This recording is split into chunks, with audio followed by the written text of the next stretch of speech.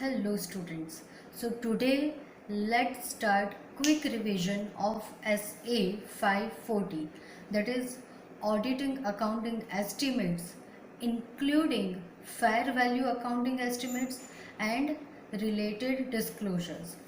So for this, first and foremost thing, what is the definition of accounting estimates? So accounting estimate means an approximation of monetary amount in absence of a precise means of measurement. Determination of an accounting estimate may be simple or complex depending upon the nature of item. Auditors should adopt some of the combinations to assess to audit the accounting estimates.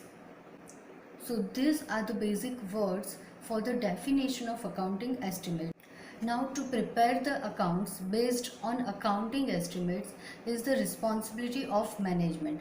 So there is one question frequently asked in your exams, that what are the areas where management does estimate. It means examples where accounting estimates are used. So some of the examples which you must remember are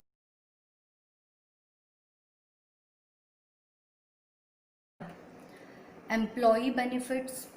Second, allowances for doubtful accounts. That means to creating bad debt, you have to estimate that whether that party is going to give your money back or not. Warranty obligations, inventory obsolescence, assets useful life, and connected to that you will remember depreciation method to be followed by management. So assets useful life and depreciation method. Outcome of long-term contracts. Last, financial obligation relating to litigations and the judgments. So these are some of the areas where management need to estimate the amount which will occur. Now next question is, how auditor can audit about the accounting estimates? So as per the answer of your PM is, auditor should understand following.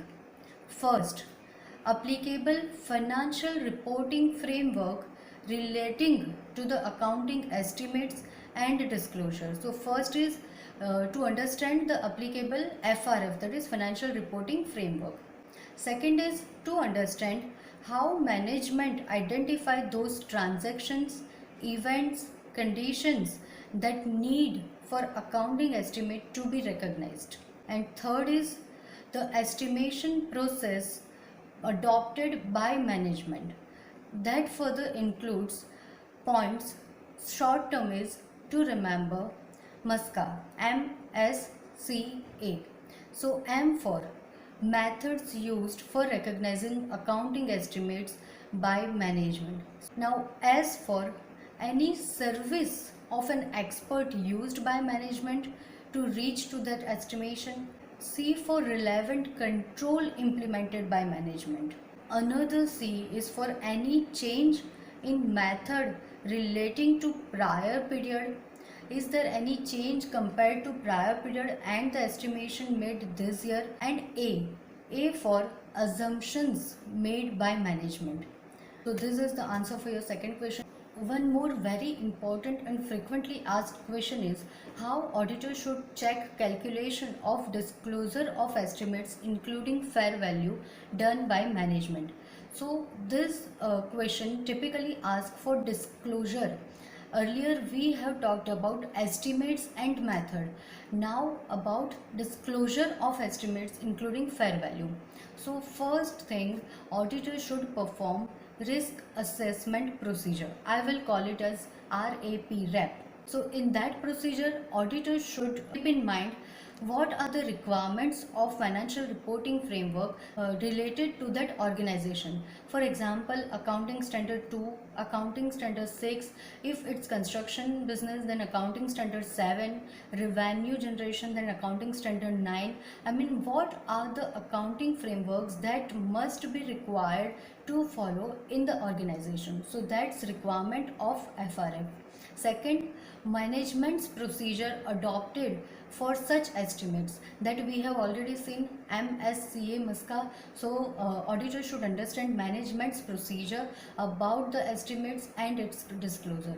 And third is to compare the outcome of current year with the last year's accounting estimates. That means he should compare previous year's estimates and current year's estimate, and if any significant difference is there, then should adjust the amount and also put a disclosure for the same.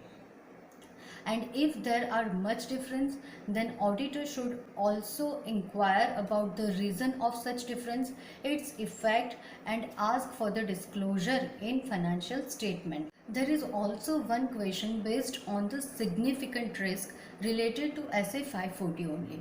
It is there in your past papers. So what is significant risk? Then auditor should check to assess significant risk whether management is biased.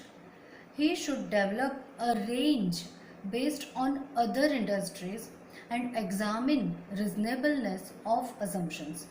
So main words here are: should check whether management is biased. Second, to develop a range based on the other industries. Third, examine reasonableness of assumptions. And finally, whether management has disclosed his biasness of the assumptions. And last is whether management has disclosed his basis of assumptions in the financial statements.